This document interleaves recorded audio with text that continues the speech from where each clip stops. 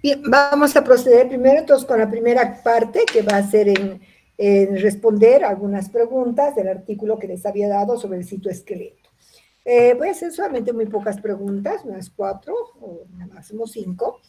La primera pregunta es, dentro de los citoesqueletos que se han encontrado en células eucariotas, en la clase nosotros habíamos visto 3, ¿no es cierto? Los microtúbulos, filamentos intermedios, y el tercer grupo que hemos visto, ¿no es cierto?, eran los filamentos intermedios y los microfilamentos.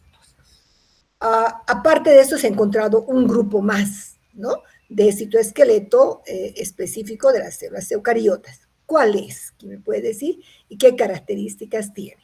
Primera pregunta. Levante la mano la persona que quiera responder. Bien. Job Misael. ¿Puede responder, por favor?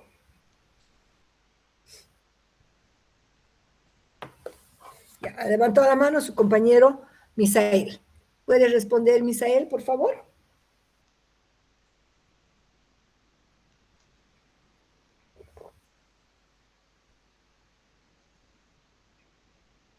Ya bajó la mano. Entonces vamos con María Lorena.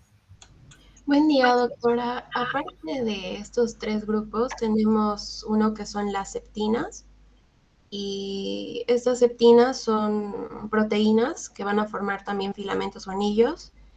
Y también son las que van a participar en la citocinesis, que es la división celular. Y también leí que ayudan a organizar las células, es decir, que ayudan a formar barreras. Muy bien, ¿no? Participan en la división celular. Muy bien, María, está correcto, ¿ya? Bien, vamos a otra pregunta. Sí, dígame. Ya, está bien, está ahí. Vamos a otra pregunta. ¿Cuál de los citoesqueletos en procariotas tiene un comportamiento similar a las tubulinas? ¿Cuáles serían? ¿Qué función cumple, no?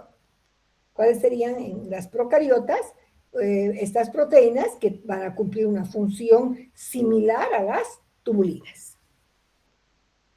Levante la mano la persona que quiera responder.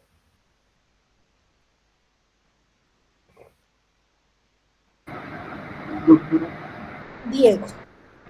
Septinas. Sí. A ver, Diego. Doctora, son las septinas. No, ya sobre las septinas ya respondió su compañera, ¿no? Es un tipo de citoesqueleto en eucariotas. Ahora la pregunta, Diego, es dentro de las procariotas, ¿ya? ¿Cuál de los, qué tipo de proteínas en las células procariotas son similares a los microtúbulos en las células procariotas? Esa era la pregunta. A ver, alguien que pueda responder, por favor. Estas preguntas que estoy haciendo, por supuesto, que pueden entrar también al examen. A ver, Lenny. Doctora, ¿es la tubulina? ¿Cómo se denomina en las bacterias? Tiene un nombre. La FTSZ. Ya. Entonces, la proteína FTSZ es una proteína homóloga a la tubulina, ¿verdad? Y Sí. que va a participar precisamente en la división celular. Hay otras proteínas que también se las conoce como tubulinas bacterianas, a la proteína BTVA y BTVB, ¿no? Que también van a actuar formando estructuras similares a los microtúbulos. Muy bien, y van a participar en la división celular. Esa sería la primera respuesta. Está bien, Mariel, pero un poquito le ha faltado. Entonces, Mariel, ¿qué era? No, Lenny Montaño. Lenny Montaño. Sí. Lenny Montaño. Ya, vamos a otra pregunta. La siguiente pregunta. Entonces, ¿cuáles serían las proteínas que van a tener un comportamiento similar a los microfilamentos y en qué actividad participan en células procariotas.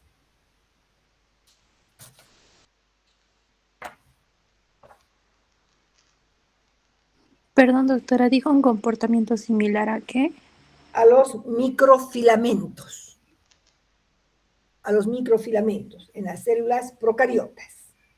¿Cuáles son estas proteínas? A ver, ha levantado la mano solo ella. A ver, vamos a ver si hay más personas que han levantado la mano.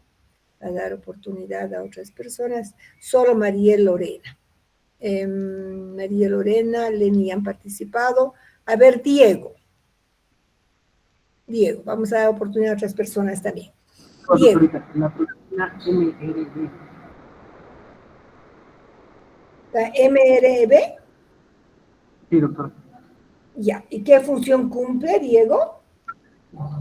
Forma filamentos como lactina, usa ATP para polimerizar y tiene dinámica, se arma y se desarma. Mantiene la forma de la célula bacteriana, o sea, de la célula procariota. Ya, muy bien, ¿no? Mantiene la forma de la célula procariota y da también resistencia. Bien, Diego. Entonces, aquellas proteínas en procariotas que son similares a los microfilamentos son la MREB, la PAR-M y la MAM-K, ¿verdad? Que serían similares. Entonces, que van a participar precisamente en la estabilidad de la estructura en la bacteria, también dándole resistencia.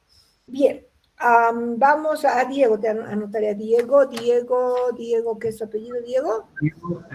Diego Andrés Terrazas Vargas, Diego Terrazas. Diego Terrazas, así vamos a anotar, Diego Terrazas. Y ya, la última pregunta que vamos a hacer al respecto. Veremos ahora, en la última pregunta, también en las bacterias se ha encontrado una proteína que se llama crescentina, ¿no? Se llama crescentina. Muy bien, esta crescentina, ¿qué función cumple en algunas bacterias, ¿no? ¿Por qué se considera y a qué tipo de filamento o a qué tipo de citoesqueleto eucariota se parece? ¿Ya? La crescentina. ¿Quién me puede responder sobre la crescentina? A ver, vamos a darle, a ver, hace rato Job, porque no participó. A ver, Job o Job. Job. ¿Se Ya, escucha, Job. doctora? No Sí, funcionaba se bien. escucha, se escucha. Buenas tardes, doctora. Tiene la crescentina, se podría decir de que es homólogo a los filamentos intermedios de las eucariotas y puede cumplir funciones de mantenimiento en la forma celular, en la integridad celular también y también algo de protección contra estrés mecánico.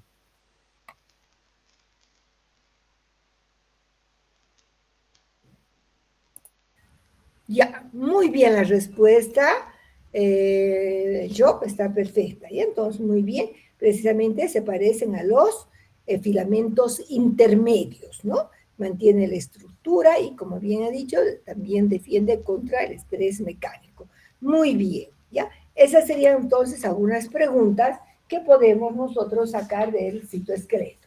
¿Por qué es importante leer estos artículos? Como ustedes están viendo, que cada vez da más descubrimientos.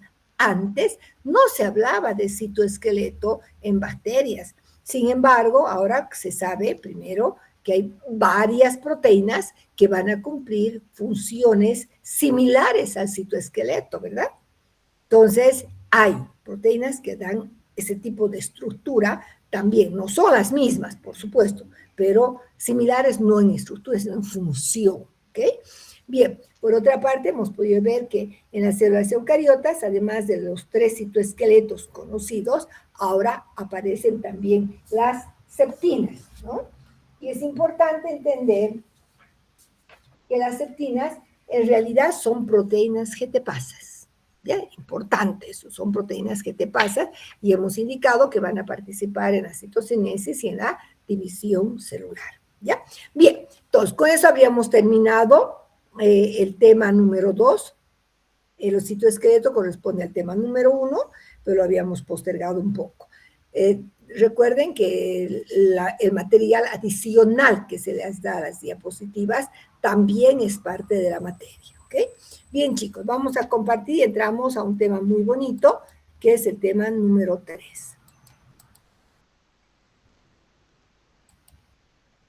En el tema 3 vamos a ver todas las características estructurales de los ácidos nucleicos, específicamente del ADN, ¿no? Además de su estructura, vamos a ver sus propiedades físico-químicas, etc.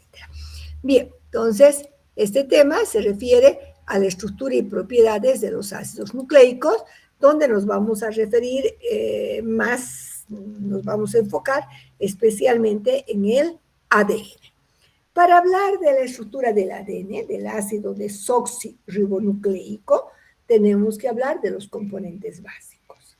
Bien, ¿cuáles son los componentes básicos que vamos a encontrar en los ácidos nucleicos? Recuerden, las bases nitrogenadas, los azúcares y los grupos fosfato. Ahora, vamos a comenzar viendo qué tipo de bases nitrogenadas tenemos. Recuerden que hay dos tipos de bases. Las bases pirimídicas o pirimidínicas y las bases púricas o purínicas, dos tipos de base. Bien, ¿cuál es la estructura básica en el caso de las bases pirimidínicas? Vamos a ver que tenemos el núcleo pirimidina.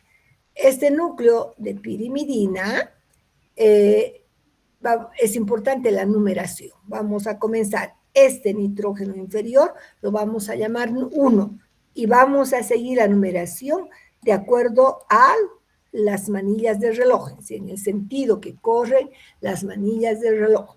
Por lo tanto, nitrógeno 1, 2, 3, 4, 5, 6. ¿Ya?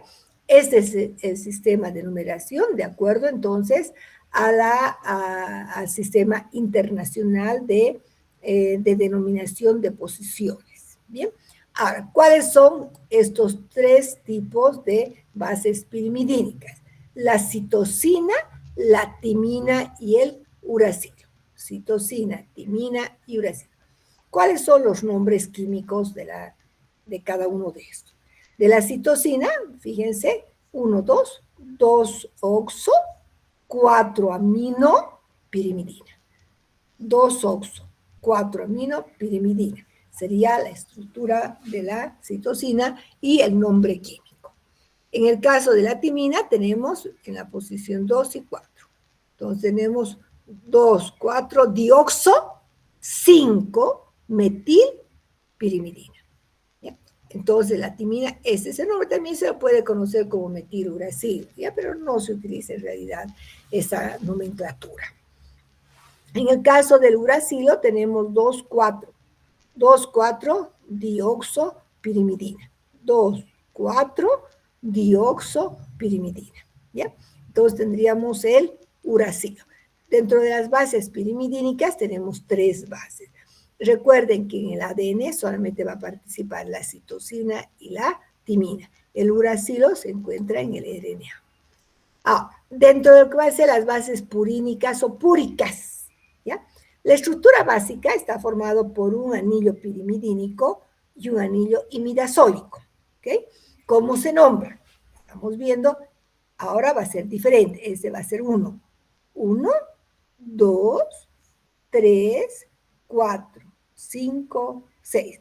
El primer anillo pirimidínico se va a numerar en contra de las manillas del reloj, ¿no? Entonces se dice antihorario. Y el anillo imidazólico se numera a favor de las manillas del reloj, es decir, en sentido horario. Entonces, 6. Ahora vamos, miren, 7, 8, 9.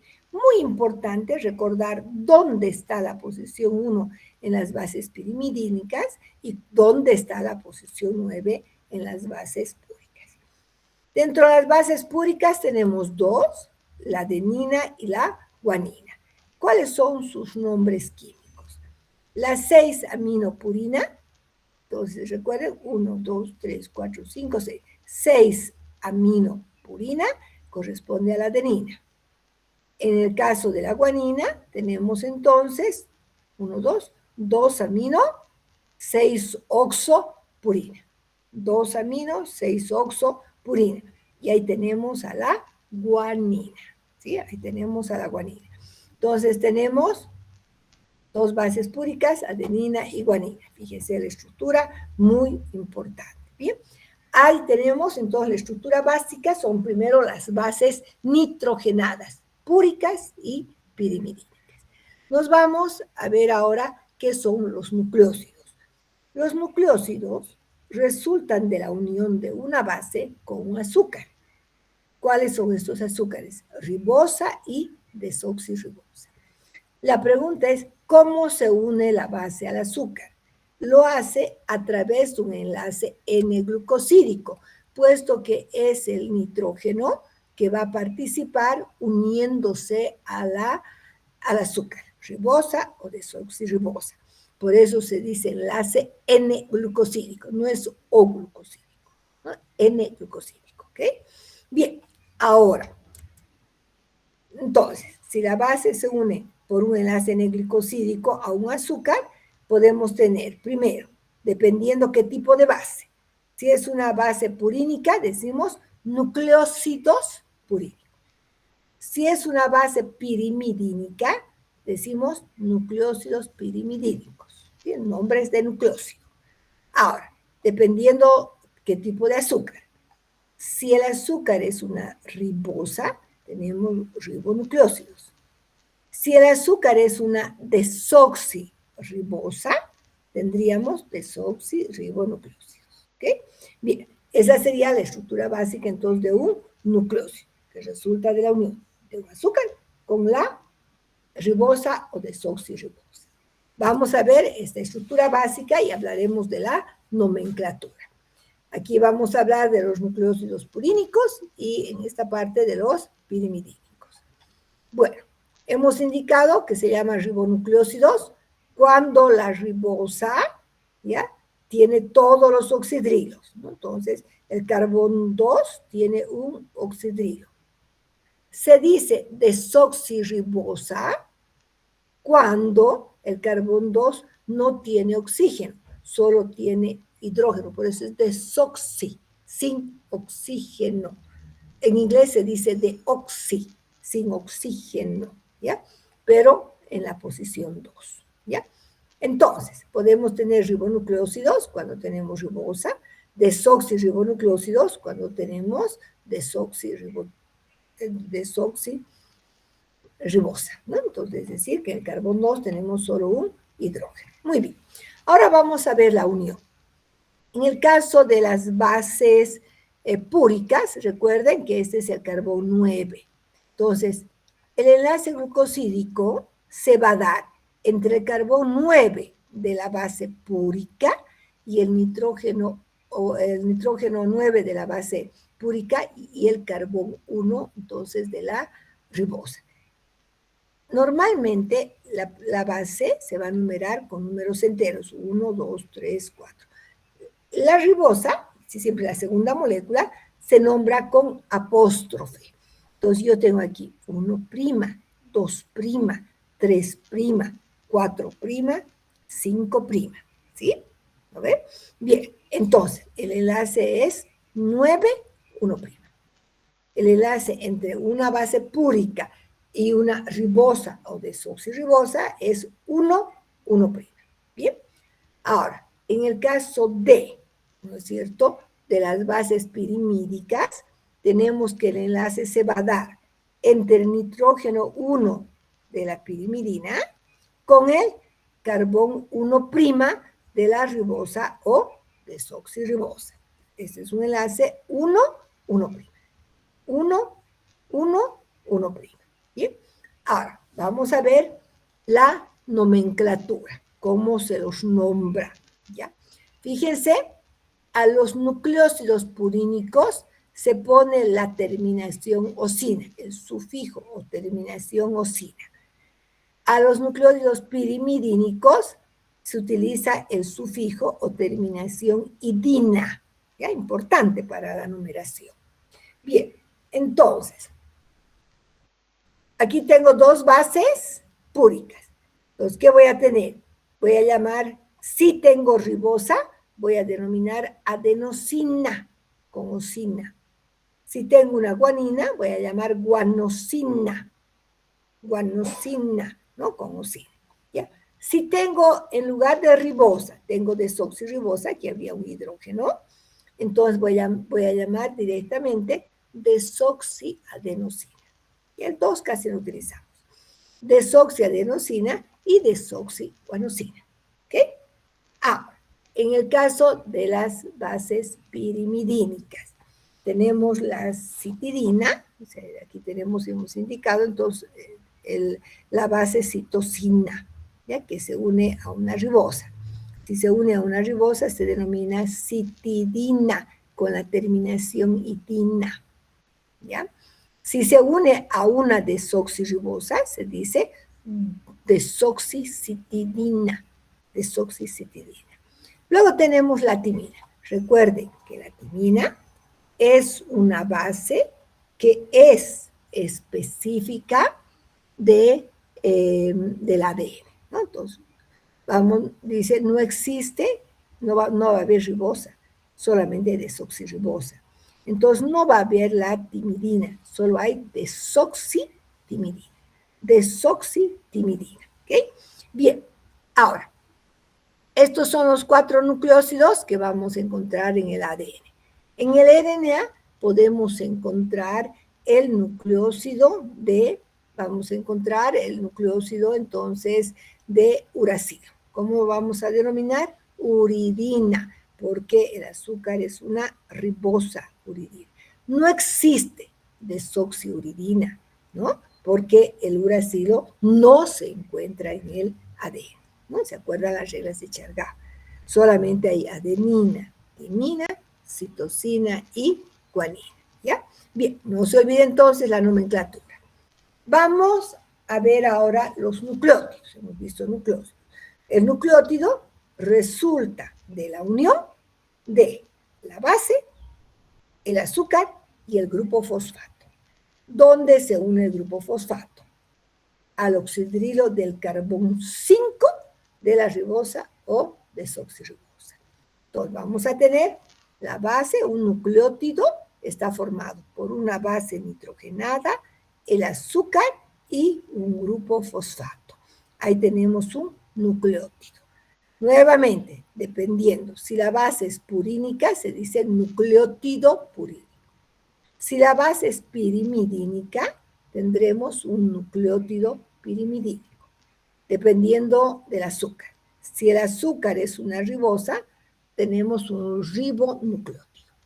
Si el azúcar es una desoxirribosa, tendríamos desoxirribonucleótidos. ¿Ok? Bien, ahora veremos la estructura. Aquí vamos a ver la estructura de los nucleótidos en ADN, que son 4, ¿no es cierto? En este caso aquí tenemos de la adenina, de la guanina, de la, viene a ser de la timina y de la citosina. Bien, entonces, fíjense cómo están unidos. El nitrógeno se une al carbón 1', ¿ya? Y fíjense, aquí es importante, el grupo fosfato se une al carbón 5' de la desoxirribosa. Entonces, 5' fosfato, ¿ya? Porque se une entonces al carbón 5' de la desoxirribosa. ¿Bien? Ahí tenemos. ¿Cómo se los denomina? Entonces, aquí tenemos en todos los casos igual, ¿no es cierto? Si la base es adenina, se dice desoxiadenosin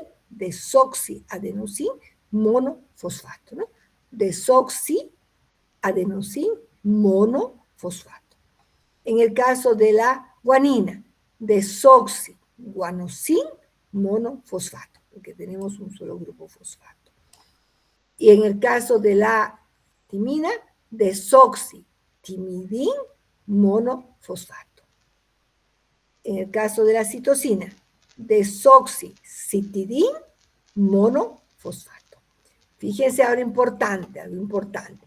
¿Cómo se une el grupo fosfato al oxidrio del carbón 5? Fíjense, lo hace por un enlace fosfoéster, ¿ya? ¿Cómo se une entonces? Por un enlace fosfoéster. Se va a unir el fosfato al oxidrio del carbón 5' de la desoxirribosa. Fíjense que el carbón 2, este es 1, ¿verdad? 1, este es 2, ¿sí? No tiene oxígeno, solamente tiene hidrógeno, por eso es una desoxirribosa. ¿Bien? Ahora, muy importante algo que les voy a decir, ¿ya? Fíjense que para formar una cadena polinucleótida, estos nucleótidos se unen entre sí, ¿ya? Se unen entre sí. Pero ¿cómo se unen? Importante, no pueden unirse sobre el grupo fosfato, ¿ya? Entonces, se unen, siempre el crecimiento se da sobre 3'OH. ¿Por qué? Porque este oxidrilo tiene 2 electrones libres con los cuales realiza un ataque nucleofílico al grupo fosfato del siguiente nucleótido, ¿ya? De esa manera se da entonces una cadena de polinucleótidos. Siempre es el grupo oxidrilo el que se va a unir al fosfato del siguiente nucleótido, ¿ya? Bien, eso es importante, ¿ok? Bien, vamos viendo entonces un poco más. En el caso, aquí tenemos la estructura básica que vamos a ver más adelante del RNA, ¿no? Recuerden que en el RNA tenemos ribosa, ribosa, ribosa, ribosa. Entonces vamos a tener la adenosín monofosfato, ya no hay desoxi, ¿no es cierto? Adenosín monofosfato, guanosín monofosfato, uridín monofosfato. Recuerden que el uracilo solamente lo vamos a encontrar en el RNA, y citidín monofosfato. La diferencia es simplemente en este caso que tenemos ribosa en lugar de desoxirribosa, ¿ya? El crecimiento va a ser siempre es el mismo, ya sea de la ribosa a la desoxirribosa. La unión de un nucleótido uno con otro se da por un ataque nucleofílico del oxidrilo sobre el fosfato del siguiente nucleótido. No olvidarse. Ahora, antes de entrar a estudiar un poquito más la estructura de nivel primario, secundario, etcétera, vamos a ver algunas funciones importantes que cumple el ADN, que cumple el RNA. En el caso del ADN, miren, tenemos dónde vamos a encontrarlos: en eucariotas, en procariotas, en virus, y vamos a ver la función. En el caso del RNA, igualmente encontraremos en eucariotas, procariotas y los virus. Recuerden siempre que los virus no son seres vivos, ¿ya? Bien, ¿dónde encontramos el DNA en eucariotas? Por supuesto, en el núcleo celular, donde se va a encontrar en varios cromosomas que son lineales, un DNA lineal. También encontramos DNA, como hemos visto en el tema 1, encontramos DNA en la matriz mitocondrial y en el estroma de los cloroplastos. En las procariotas no hay núcleo, lo vamos a encontrar en la zona nucleoide, ¿no? En el citosol. Solo tenemos un cromosoma y varios plásmidos en procariotas. Vimos cuando estudiamos genoma. Los virus, tenemos virus DNA como algunos bacteriófagos, como hemos visto en las investigaciones que se han realizado.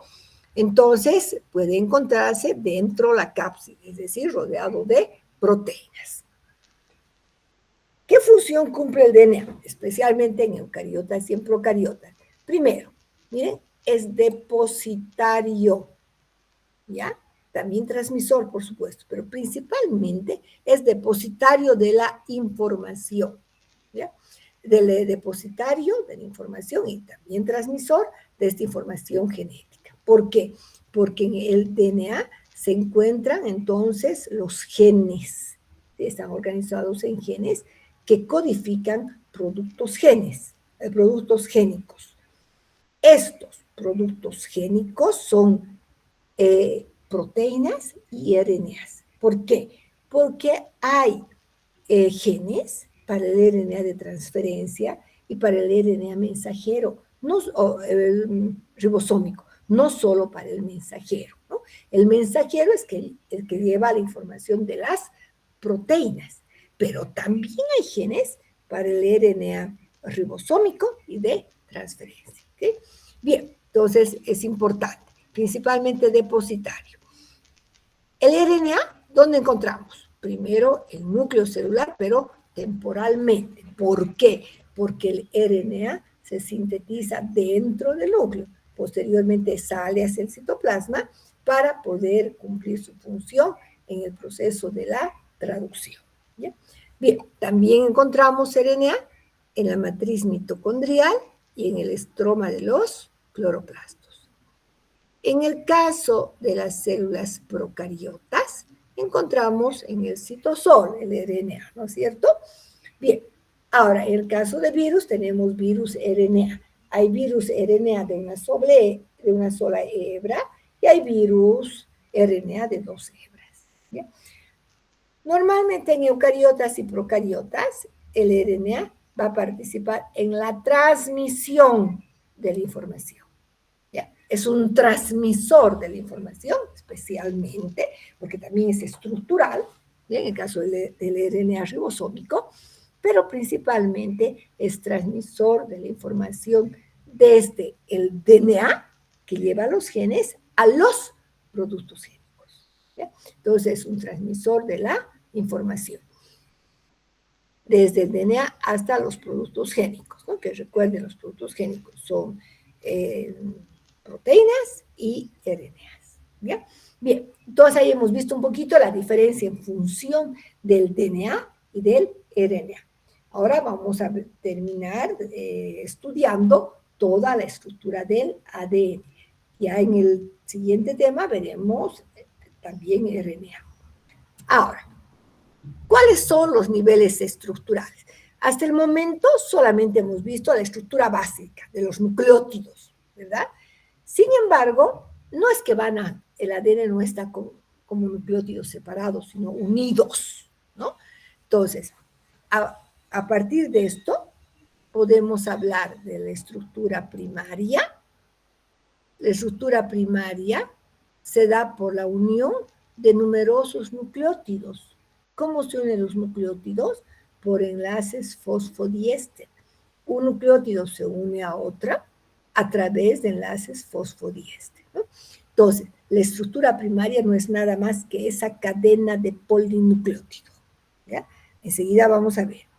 La estructura secundaria es una conformación local que resulta de la asociación de dos cadenas polinucleótidas, que además se van a enrollar.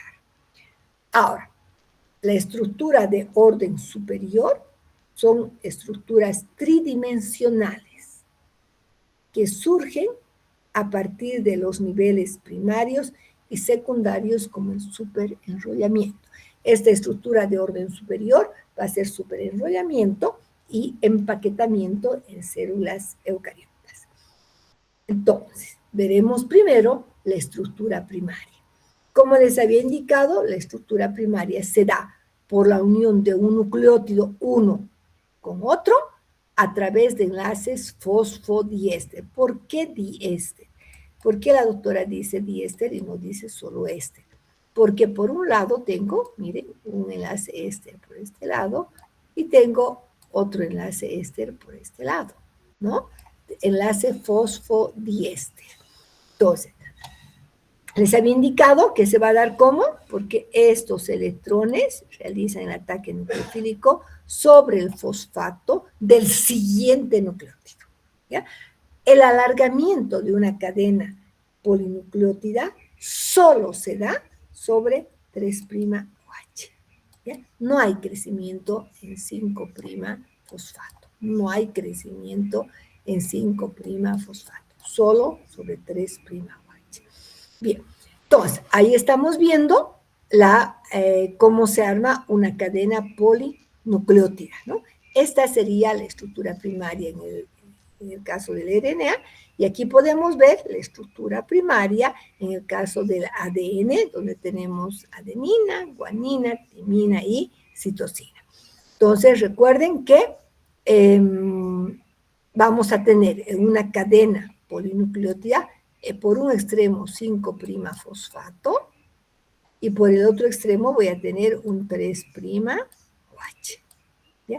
Siempre en una cadena polinucleótida voy a tener un fosfato libre en un extremo y un 3' OH libre en el otro extremo. También es importante ver la posición. Normalmente las bases se ubican hacia el interior de la cadena y hacia la parte externa los grupos fosfato y los azúcares, mientras las bases van al interior. ¿Quedó claro? ¿Ya? Entonces, fíjense, la estructura primaria es esa cadena polinucleótida, donde los nucleótidos se unen uno con otro a través de enlaces fosfodiéster. ¿Ok? Muy bien. Ahora, esa sería la estructura primaria. Recordemos en qué consiste la estructura secundaria. La estructura secundaria hemos dicho que es la asociación local de dos cadenas de polinucleótidos, que además se van a asociar de forma antiparalela, que significa que mientras una cadena va de 3, ¿no? Miren esta, de 3 a 5, la otra va de 5 a 3. Entonces es una asociación antiparalela. La estabilidad se va a dar por la asociación entre bases, ¿ya?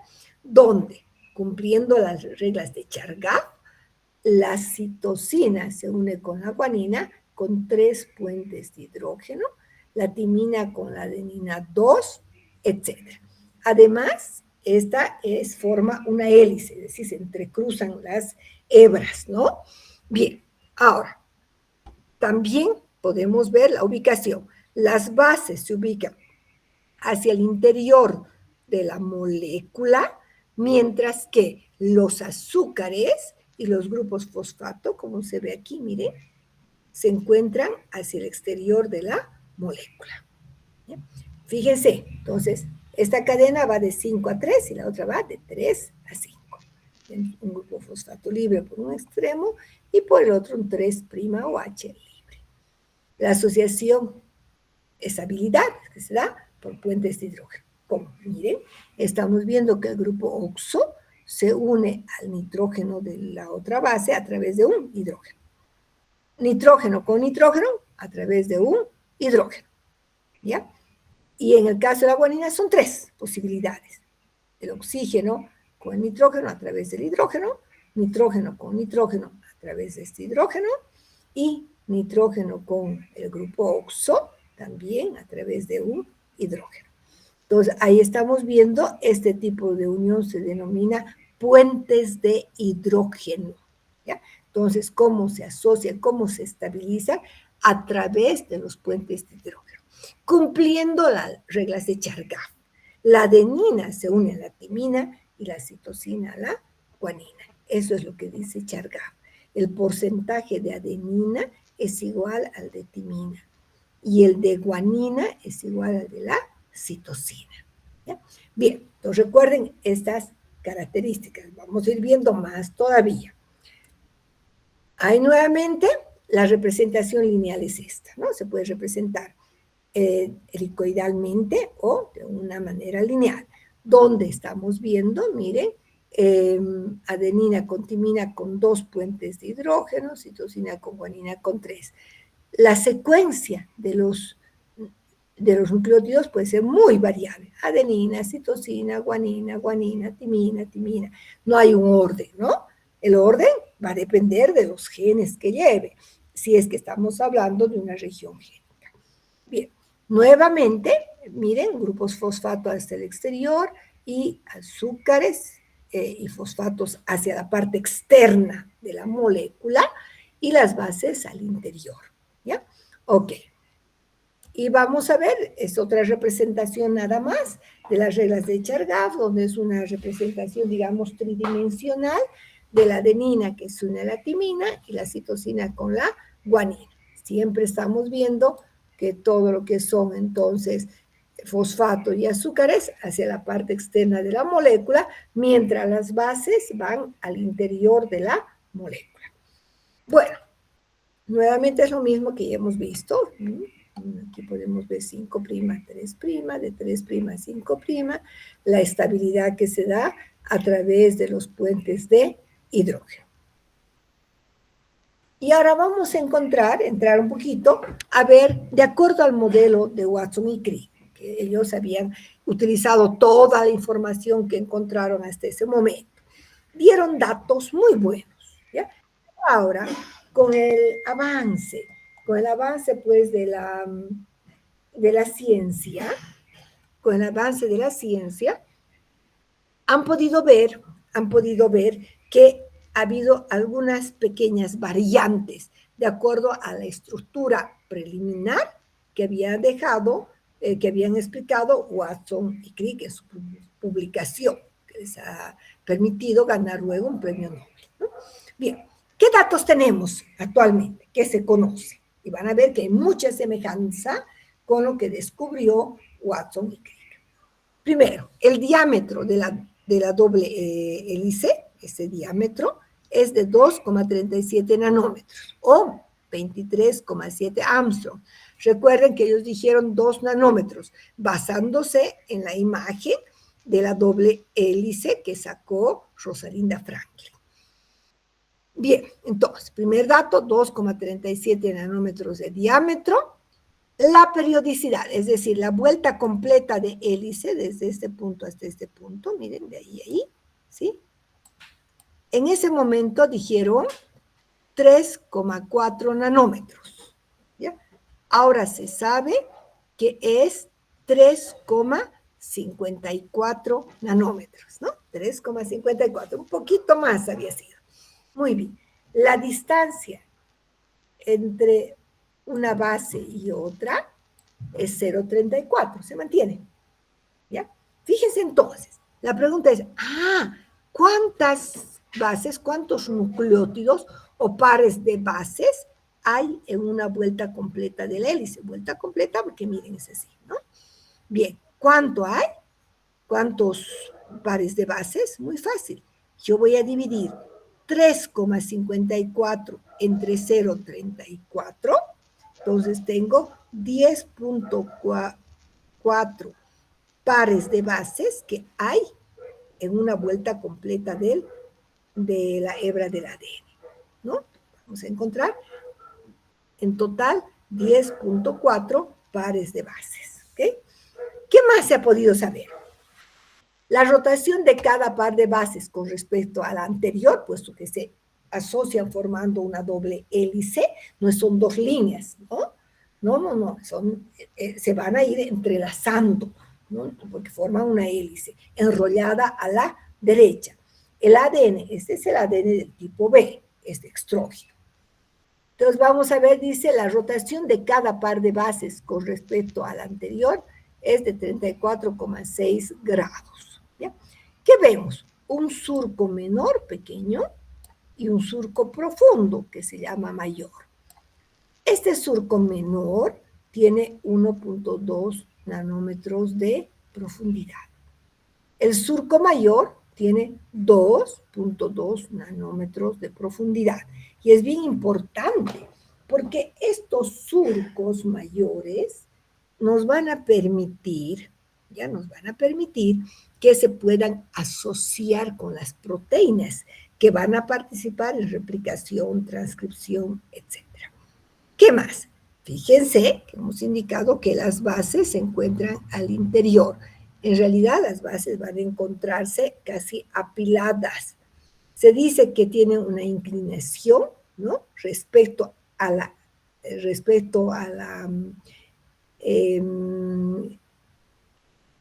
eje, este es el eje de color verde, ¿ya? Se van a encontrar prácticamente perpendiculares respecto al eje, dice con un ángulo de 88,8, ¿no? ¿Por qué?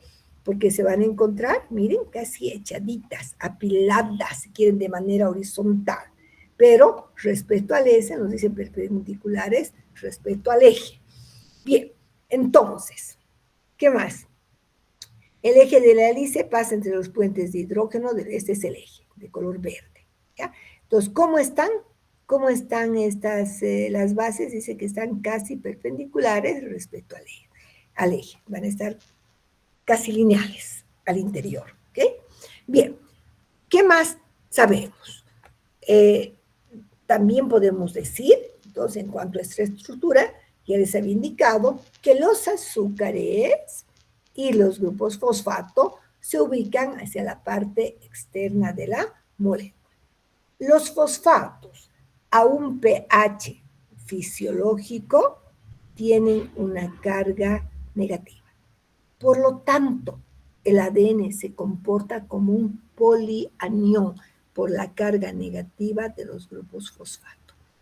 Al comportarse como un polianión, es una molécula soluble en agua, ¿ya? Y fíjense entonces cómo están las bases al interior. Miren, están casi, ¿no? Casi horizontales, puede ser perpendicular respecto al eje. Este es el tipo del DNA B, ¿ya? Del DNA B. Bien, ahora, ¿se acuerdan que hemos hablado del surco mayor, ¿no? Surco menor y surco mayor.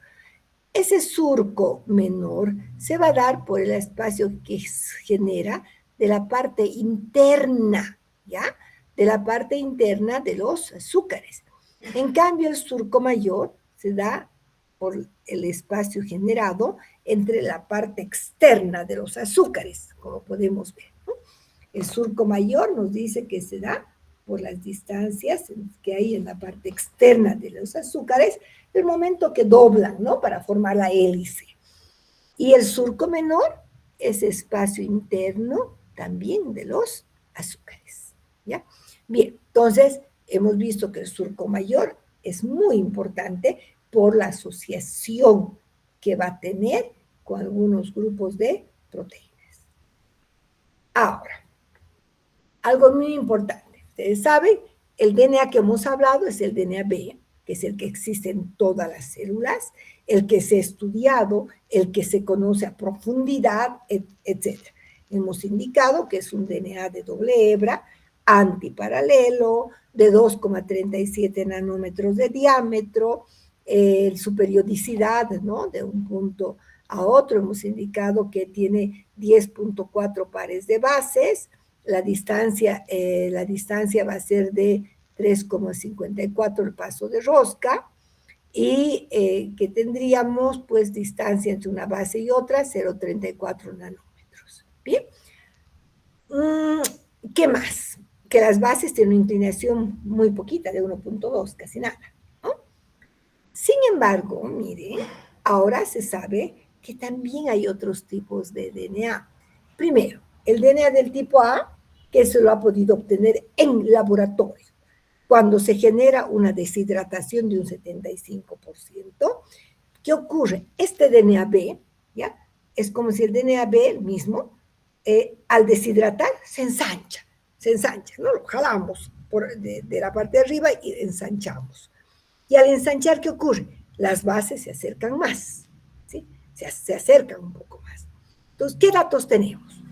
Este DNA que se ha encontrado en laboratorio tiene un diámetro de 2,55 nanómetros, más grande que el DNA B, ¿verdad? Más ancho. Bien, ahora, la vuelta de hélice o paso de rosca, ¿no? Que es donde vamos a ver una vuelta completa de la hélice, de la hebra, tiene 2,53 nanómetros, menos, ¿no? Ya no es 3,54, 2,53. Y la distancia entre una base y otra ahora es 0,23.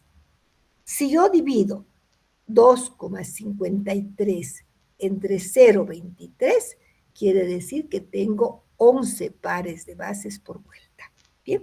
Por otra parte, las bases al interior se inclinan, ya no están casi horizontales, tienen mayor inclinación, se encuentran con una inclinación de 19 grados.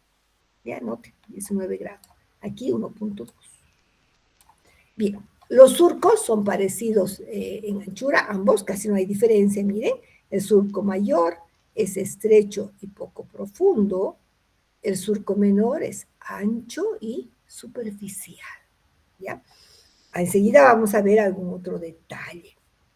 Mire, esto sería entonces el caso del DNA-A, que sería solamente encontrado en casos de laboratorio, cuando hay un proceso de deshidratación.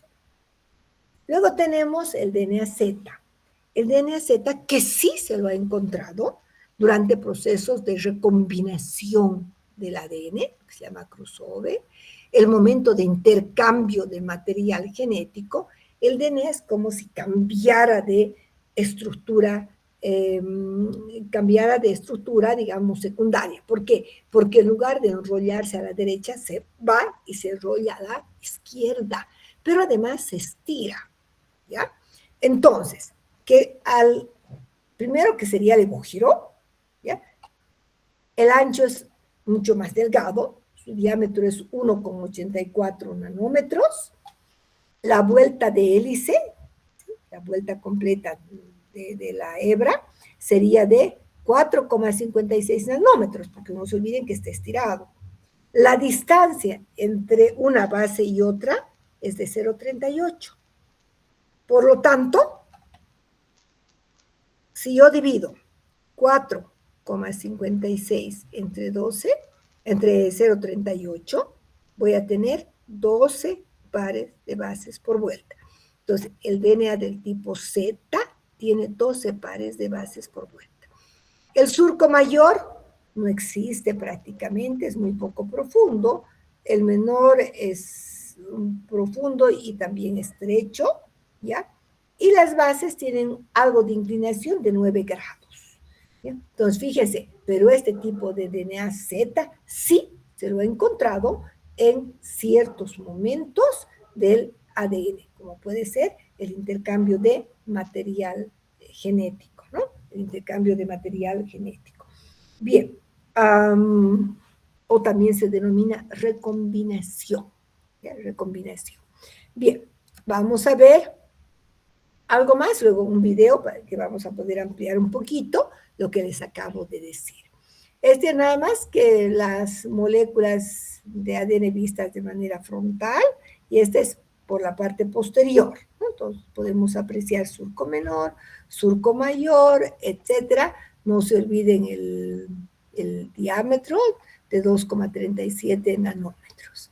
Dice, la presencia de los grupos OH y fosfodiéster no representados hace que esta parte más voluminosa de lo que se muestra, ¿no? En realidad, los extremos son un poco más voluminosos por la presencia de los azúcares y de los grupos fosfato. Bien, ahí podemos verlos, comparar un poquito los tres tipos de ADN. El tipo de ADN B primero, que es dextrógiro, ¿no es cierto?, enrollado a la derecha, se puede ver claramente, miren. El tipo A, que solamente lo hemos encontrado en condiciones de laboratorio, y el tipo Z, que sí encontramos en momentos de recombinación, de crossover, etcétera, que más bien, fíjense, no está enrollado hacia la derecha, sino más bien al revés, ¿ya? Porque es del tipo levógiro, es mucho más delgado, pues está como estirado, ¿verdad? Bien, ahora, cuando se puede observar el ADN del tipo A, ¿no? Del tipo B y del tipo A, este es el A, desde la parte superior, fíjense, el tipo A, vamos a ver que era, como que se ha ensanchado, hay más espacio al interior, ¿no? Pues si miro desde arriba hay más espacio, se ha generado un mayor espacio. En cambio, el DNA B está un poco más compacto, porque las hebras están más cerca entre sí, ¿ya?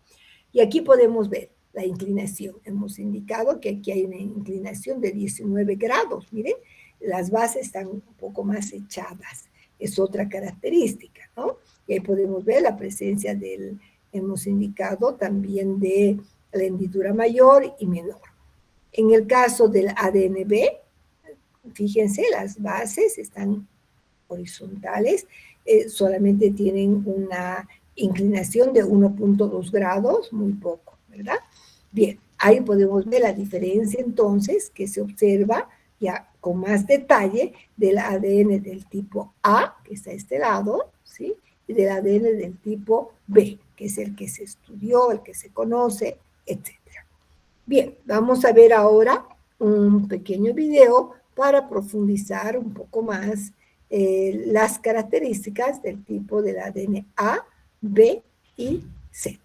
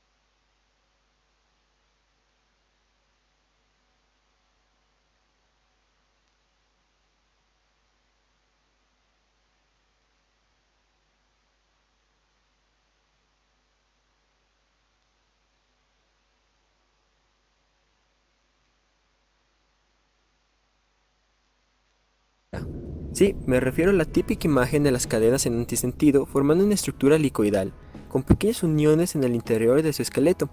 Y en efecto, estás en lo correcto si pensaste en ella. Pero, ¿cómo te quedaría si te dijera que no es la única forma que tiene? Y que en realidad actualmente sabemos de la existencia de otros dos tipos de ADN. El que tú recordaste, el que tú pensaste, es el ADN-B. Pero además de este existen otros dos tipos, el ADN-A y el ADN-Z. Si te interesa saber más sobre esto, quédate en el video.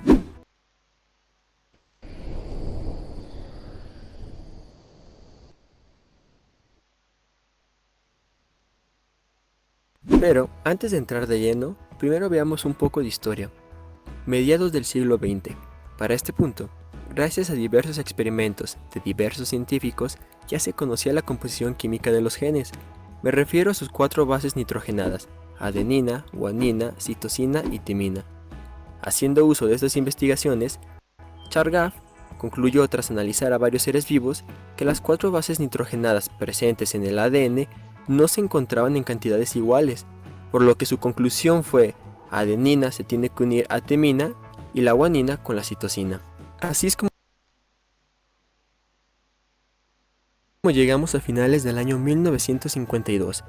La cristalógrafa Rosalind Franklin, junto con su colega Wilkins, obtiene la primera fotografía por difracción de rayos X de una molécula de ADN, en la cual se podía apreciar su estructura helicoidal. Pasado un año de este gran descubrimiento, llegan los rockstars de la biología molecular.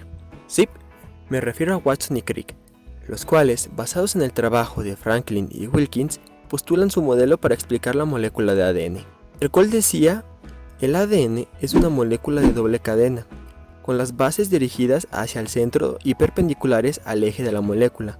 Cuenta con unidades de carbohidratos unidos a fosfatos a lo largo de los 2 lados de la hélice.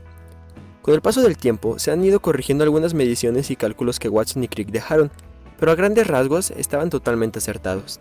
Ahora sí, entremos más a detalle en la estructura de la molécula, ya que las diferencias entre las distancias de sus estructuras es prácticamente el principal motivo de la diferencia entre los tipos de ADN. Iniciemos por las 2 cadenas de ADN. Estas giran en sentido dextrógeno alrededor de un eje. Además, estas se encuentran en sentido opuesto, son antiparalelas entre sí. En el exterior de esta hélice encontramos la unión de una pentosa, la desoxirribosa, con un grupo fosfato, formando así la estructura exterior del ADN. Las bases nitrogenadas se encuentran en el interior de esta molécula, formando las uniones anteriormente mencionadas, adenina con timina, guanina con citosina.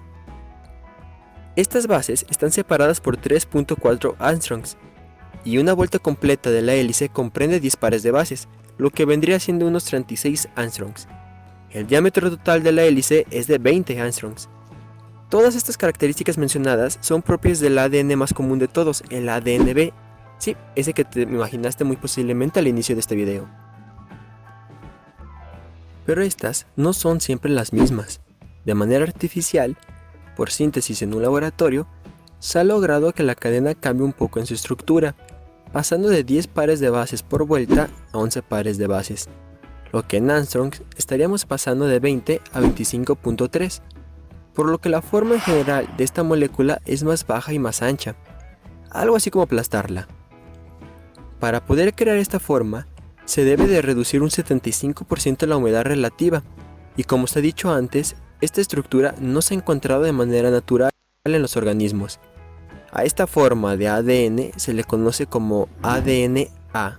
Por el contrario, la siguiente estructura sí que se ha encontrado de manera natural en los organismos, y estamos hablando del ADN-Z.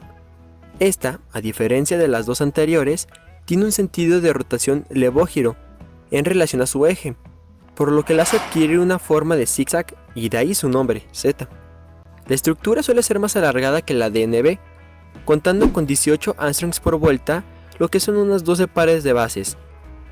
Para que esta estructura se forme, se ha notado que requiere de presencia de sales.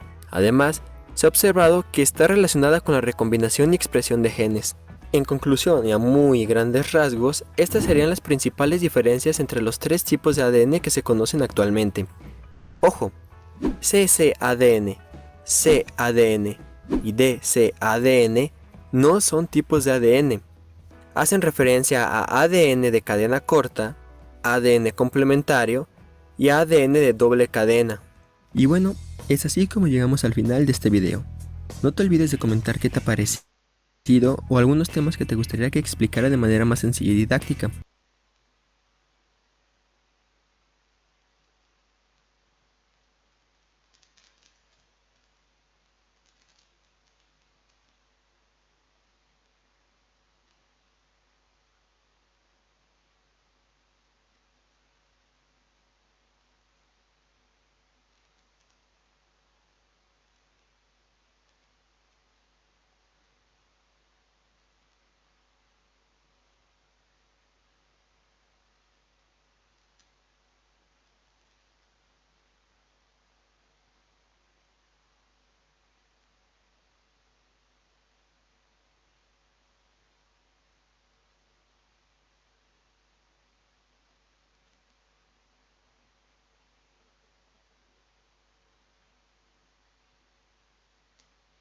Doctora, su micrófono está apagado.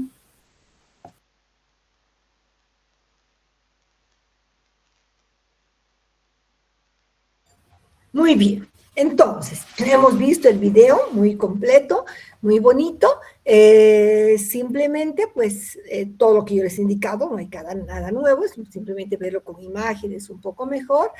A ver, vamos a hacer una sola pregunta.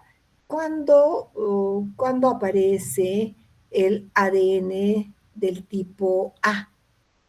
¿Qué características de laboratorio se requieren? ¿Quién puede decir? A ver, la primera que levantaba la mano es Alejandra Muñoz. En casos de deshidratación, doctora, una deshidratación del 75%, ahí se encuentra el ADN. Ya, bien, en una deshidratación de 75% solamente en condiciones de laboratorio, ¿verdad? En cambio, el DNA del tipo Z sí vamos a encontrar en procesos de recombinación génica.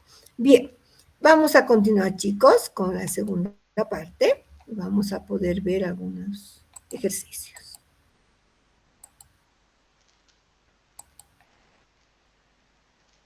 Bien. En base a estos datos que hemos visto, podemos nosotros calcular algunos aspectos, ¿no? Podemos ver, por ejemplo, el número de pares de bases que hay en 1 milímetro de ADN del tipo B, ¿ya? Vamos a ver cuánto hay. Miren, luego vamos a poder calcular el número de vueltas, ¿no es cierto?, de periodicidades, o paso de rosca que hay en 1 milímetro de ADN del tipo B. Datos que conocemos, por lo que hemos visto. Tenemos, entonces me pregunta cuántos pares de bases hay en 1 milímetro, es lo que debo saber. ¿Qué dato tengo? Yo sé que en 3,54 nanómetros hay 10,4 pares de bases. Lo resuelvo muy sencillo con factores de conversión. 1 milímetro, yo sé que 1 milímetro tengo 10 a la 6 nanómetros. ¿No ven? Y además sé que en 3,54 nanómetros tengo 10,4 pares de bases. Entonces se va milímetro con milímetro, nanómetro con nanómetro, y el resultado lo tengo en pares de bases. Quiere decir que 1 milímetro había tenido 2.937.853 pares de bases. De esa manera puedo calcular la cantidad de pares de bases que hay entonces que encontramos en 1 milímetro de ADN del tipo B. Ahora, si yo quisiera saber cuántas vueltas, ¿no?, cuántas periodicidades se da en la hebra en 1 milímetro, puedo calcularlo de dos maneras. Puedo utilizar otra vez factores de conversión. Miren, como estamos viendo en la parte inferior, que tengo 1 milímetro. 1 milímetro, 10 a la 6 nanómetros, y sabemos que 3,54 nanómetros hacen una vuelta. Fácil, ¿no ven? Entonces, calculamos todo, milímetro con milímetro, nanómetro con nanómetro, y tengo vueltas. Quiere decir que en 1 milímetro tengo 282.485 vueltas. Bien, lo puedo resolver de esa manera. O también con este dato, como ya sé cuántos pares de bases hay en 1 milímetro, puedo utilizar este dato. 2.937.853 pares de bases. Y yo sé que 10,4 pares de bases hacen una vuelta. Miren, por cualquiera de los dos lados, procedimientos, voy a obtener el mismo dato, 282.485 vueltas. ¿Ya? Muy fácil, ¿verdad? Entonces, de esa manera nosotros podemos calcular para el DNA A, para el DNA B, para el DNA Z, etcétera, como vamos a ver acá. ¿Ya? Ay, no quiero que vean todavía esto porque es lo que he hecho. Vamos a ver un segundito, voy a cambiar. No quería que vean porque voy a cambiar de ejercicio. Voy a cambiar de ejercicio.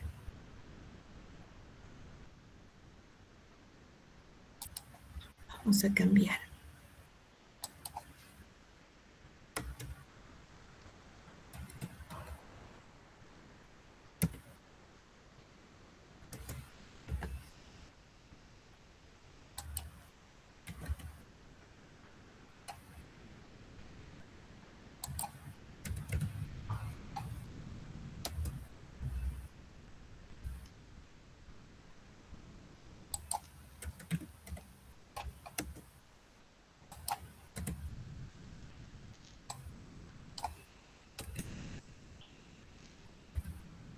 Ya.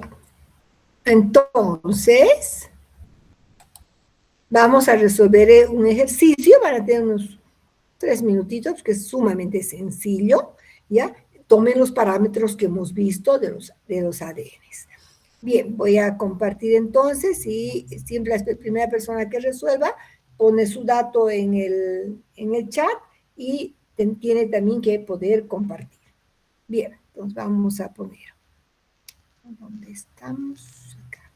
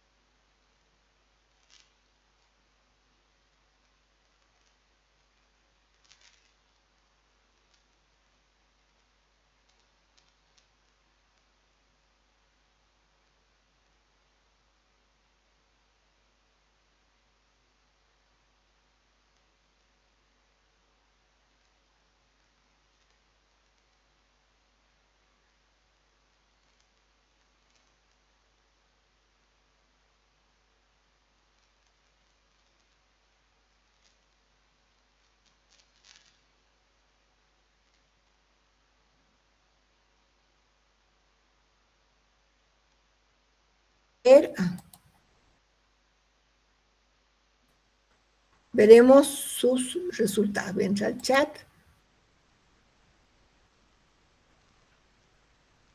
A ver, Diego es el primero que me ha pasado. 2,63 por día. Y la segunda respuesta, Diego, eran dos preguntas. Sí, las dos las tengo, pero pensaba que solo tenía que responder una. No, Las dos, las pero dos. las ¿Cuál es dos la tengo segunda? respuestas. Ya, compartimos, Diego. Usted ha sido primero. Comparto. Sí, la pantalla para poder... yo Ok, voy a ok. compartir y usted comparte. Ok, ok, ok. Ah,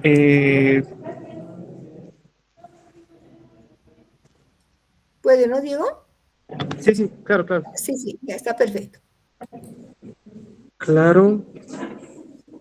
Aquí está el 1, doctora, que partimos de 1 metro, la cual tiene 1 por 10 a la 9 nanómetros y 4,56 nanómetros son 12 pares de bases. Entonces tenemos 2,63 por 10 a la 9 pares de bases. Ya. Muy bien, muy bien. La segunda, Y la segunda, en vez de partir de 1,5 milímetros, partimos de 10 milímetros. 1 milímetro tiene 1 por 10 a la 6 nanómetros y en el ADNA, 2,53 nanómetros constituyen una vuelta. El total de vueltas es 3.952.569. muy bien, Diego, muy bien. Vamos a estar, Diego hoy día ganó 3 puntitos más, está muy bien, Diego. Ya tiene en total ahora 5 puntos. Sí, excelente. Vamos a compartir entonces para terminar de resolver, quede claro para todos. Vamos un minutito, vamos a desfijarlo a Diego.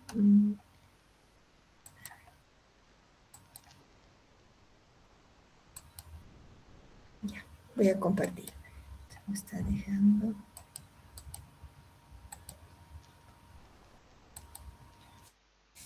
Ok, espérenme un segundo, estamos ahí, estoy compartiendo, y vamos a resolver lo que ha hecho Diego, lo vamos a volver a hacer para que quede claro para todos. Control V. Y entonces yo les voy a cambiar aquí un dato, un ratito mis datos, aquí tenemos 1 metro, y aquí, ya, espérenme, aquí nos da 6,93, 2,63.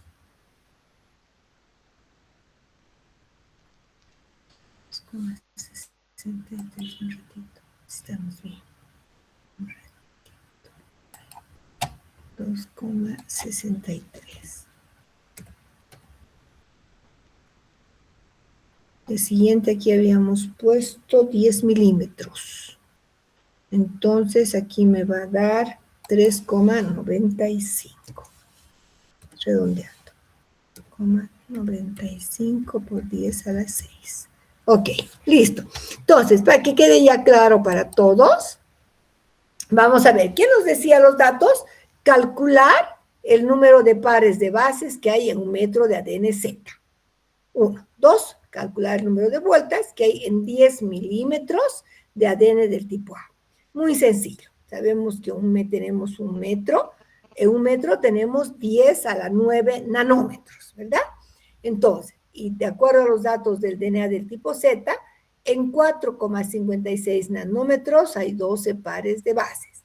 Hacemos todos los cálculos y tenemos 2,63 por 10 a la 9 pares de bases que había habido en 1 metro del DNA del tipo Z. Súper sencillo. Segundo, nos pregunta el número de vueltas que hay en 10 milímetros del ADN del tipo A. ¿Qué tenemos entonces? En 10 milímetros, sabemos que en 1 milímetro hay 10 a la 6 nanómetros y tenemos que 2,53 nanómetros hacen una vuelta en el ADN del tipo A. Por lo tanto, en 10 milímetros tenemos 3,95 por 10 a la 6 vueltas. Entonces voy a acercar un poquito. 10 a la 6 vueltas. Fíjense que de esta manera podemos resolver perfectamente poder calcular el número de pares de bases que hay, supongamos en 1 metro, en 2 metros, etc. Ustedes saben que el DNA humano, nosotros en nuestro DNA nuclear, si sumamos todos los cromosomas, tenemos 2 metros de ADN. Miren, entonces podemos calcular algún rato cuántos pares de bases había habido en 2 metros de ADN. Imagínense la cantidad de ADN, de pares de bases que tenemos en 2 metros de ADN.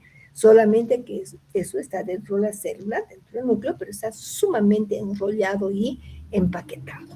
Bien, bien. Preguntas sobre el ejercicio que hemos realizado. ¿Han entendido? ¿Ha quedado claro para todos?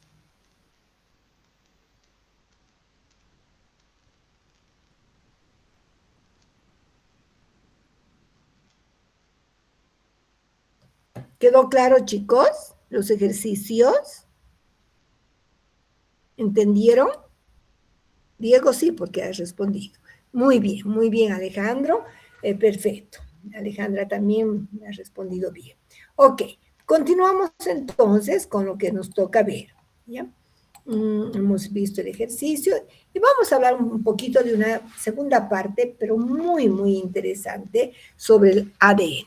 Vamos a hablar de las variantes locales de la estructura del ADN. Primero, vamos a hablar, hemos visto que el ADN, ¿no es cierto?, al ser una doble hélice, tiene curvatura, tiene también hendiduras, etc. Pero vamos a hablar a qué nos referimos con las regiones palindrómicas o repeticiones invertidas. Los palíndromos que se han encontrado en el ADN, que son repeticiones invertidas, son regiones del DNA cuya secuencia es la misma en ambas hebras. ¿Ya? Son importantes, ¿por qué? ¿Ya? Esas repeticiones invertidas son muy importantes tanto en células eucariotas como en células procariotas. ¿Ya? En muchos casos son lugares dianas para las enzimas de restricción. Las enzimas de restricción, que son enzimas que son endonucleasas, es decir, cortan las hebras de ADN, cortan específicamente en regiones palindrómicas. Por otra parte, estas regiones pueden actuar como reguladores de la información génica. Ya vamos a ir viendo cuando veamos genoma. Y, por supuesto, dan lugar a estructuras secundarias peculiares en el DNA y en el RNA. Entonces, a estas regiones palindrómicas también las conocemos como repeticiones invertidas.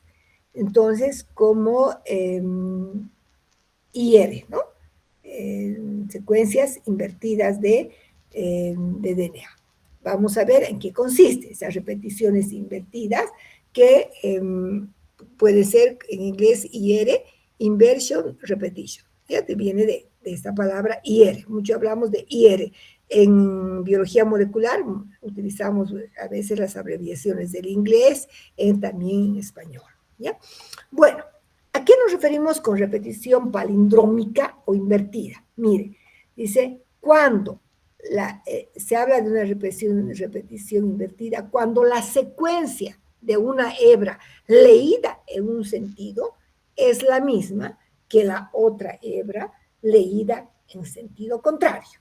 Entonces, aquí estamos, dice, miren, la hebra 1 leída de izquierda a derecha, en este caso de 5 hacia 3, y la hebra complementaria leída de 5 hacia 3 tiene la misma secuencia. En estos casos se dice repeticiones invertidas o repeticiones palindrómicas. Estamos viendo que, miren, esta hebra dice leída de izquierda a derecha, izquierda a derecha, T, T, A, G, C, A, C. La otra hebra complementaria, leída de derecha hacia la izquierda, entonces miren, es decir, de 5 hacia 3, T, T, A, G, C, A, C, exactamente tiene la misma secuencia. pero fíjese que no es en la misma hebra, sino en hebras complementarias, ¿ya? Las repeticiones invertidas se leen en hebras complementarias. Entonces, a esto se denomina repetición invertida. Hay muchas regiones del ADN, por ejemplo, en procariotas, que tienen repeticiones invertidas, ¿ya? Entonces, muy importante dónde están los transposones, que ya vamos a ver más adelante, ¿no? También el palíndromo, dice, se define por la existencia de simetría rotacional binaria. Es decir, si hacemos un giro de 180, vamos a repetir exactamente lo mismo, ¿no? Miren, hemos volcado la doble hebra, la hemos volcado y vamos a tener exactamente lo mismo, TTAGCAC, y la otra hebra, TAGCCAC, ¿no? Fíjense, bueno, entonces es muy importante porque hemos indicado que estas regiones pueden ser regiones, entonces diana para endonucleasas, son regiones de regulación de la expresión de los genes también. Es muy importante las regiones palindrómicas. Ya vamos a ver luego que cuando se lleve a cabo un proceso de transcripción a partir de esas regiones palindrómicas, el RNA va a tomar la forma de una horquilla, por ejemplo. Eso ya lo voy a ver más adelante. Entonces, repetimos que las regiones palindrómicas se refiere a repeticiones invertidas. Y también les decía que conocemos mucho como, como IR, ¿no? Como IR, regiones dice IR, ¿ya? Inversion repetition. Es siempre en biología molecular asumimos muchas palabras de esta manera, ¿no? DR, direct repetition. Entonces, utilizamos mucho esta forma de nombrar estas regiones, ¿ya? Ok, entonces, ahí podemos ver las repeticiones invertidas. Veremos repeticiones directas más y ahí vamos a terminar. Las repeticiones directas también son muy importantes, no se imaginan lo importantes que son las DRs, las DR, Direct Repetition. ¿A qué se refiere? Cuando en un DNA hay repetición de una secuencia leída en el mismo sentido. ¿Qué significa? Que en la misma hebra voy a tener secuencias que se repiten. Miren aquí en mi ejemplo, TTAGCA, otra vez, TTACA, TTAGCA. Entonces aquí tenemos, este es un tipo de repetición, por ejemplo, ¿no es cierto? Esta es dispersa, ¿ya? Porque miren, hay una región que no se está repitiendo una tras otra. A ver, este es TTAGCA, ya. Aquí tengo una, 2 y 3. Bien, ahora, ¿cómo se da la repetición directa? Va a ser en la misma hebra, ¿ya? Puedo tener dos tipos de repeticiones. Cuando tenemos las repeticiones que van a ser, en este caso, una tras otra, ¿ya? Que van a ser una tras otra, se dice que son repeticiones en tándem. Si en la repetición hay una secuencia que no se repite, ¿ya? Que es diferente, se dice repeticiones dispersas. Entonces, tengo dos tipos de repeticiones. Las repeticiones en tándem, que es una tras otra, como estamos viendo aquí arriba, ¿ya? Y las repeticiones que son dispersas, cuando hay una secuencia que separa estas repeticiones. Entonces, vamos a tener repeticiones, en este caso, miren, están separadas por 4 pares de bases, TTAGCAC, hay una secuencia que no se repite y tengo la misma. Entonces, este es un tipo de secuencia dispersa, una repetición dispersa. Cuando tengo, como en este ejemplo, una tras otra, se dice en tándem. Ambas son repeticiones directas, solamente que una es en tándem y la otra es dispersa. ¿Ya? Entonces vamos a tener dos tipos de repeticiones, en tándem y repeticiones dispersas. Muy importante para lo que vamos a ver cuando veamos organización del genoma. En los telómeros de los cromosomas abundan estas DR en tándem. ¿Ya? Vamos a ver entonces más adelante. Bien, han entendido las repeticiones directas, ¿verdad? Que leemos en la misma hebra. No estamos leyendo en hebras complementarias, sino en el mismo sentido y en la misma hebra. Hay dos tipos de repeticiones directas, ya que en inglés las llamamos DR, en tándem y dispersas. Cuando es dispersa, cuando hay una secuencia que separa, ¿no? Una secuencia diferente que separa entonces la región que se repite. ¿Ok? Bien, eso sería. ¿Por qué es importante? Les decía, porque aparece con enorme frecuencia en posiciones continuas o adyacentes que se dicen también como tándem, como en el caso de los telómeros, o separadas por un número elevado o corto de bases y que se dice repeticiones dispersas. Ya vamos a tener dos tipos, en tándem y dispersas. Ambas tienen una función muy importante que vamos a ver posteriormente. Muchas veces son no codificantes, también pueden ser codificantes, pero tienen importancia estructural. ¿Ya? Veremos eso cuando veamos organización del genoma. Bien, quedaremos en repeticiones directas, ahí estamos muy bien, hemos avanzado perfectamente. Dudas, preguntas, por favor, jóvenes, dudas que tengan, ya les he indicado, pregunten. Si tienen alguna otra cosa que quisieran saber un poco más, con todo gusto, ¿ya? Entonces, la biología molecular es un campo hermoso, hay mucho que estudiar, muchos descubrimientos que se hacen, no se imaginan, es un campo tan amplio. Yo me fui a un congreso de microbiología molecular hace unos 5 años atrás a España, pero no se imaginan qué belleza, cómo estudian la importancia del promotor, pero todo a nivel molecular tan profundo, ¿no? Entonces es un campo que cada día se conoce más y más.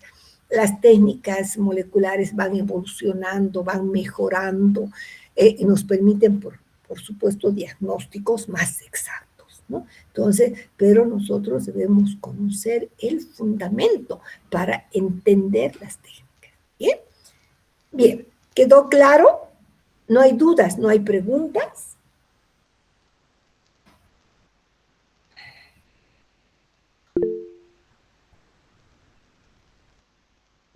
Doctora, perdón, Sí. solo una aclaración, porfa.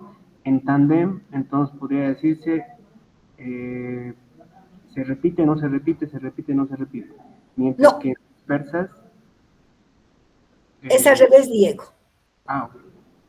En tándem se repite una tras otra, como hemos visto en esta imagen. Mira, a ver, vamos a ver dónde estábamos. Acá. En tándem. Es que aquí está anotado al revés, ¿no ve? Sí, muy buena tu observación. Miren, lo voy a bajar un poquito. Esto es en tándem.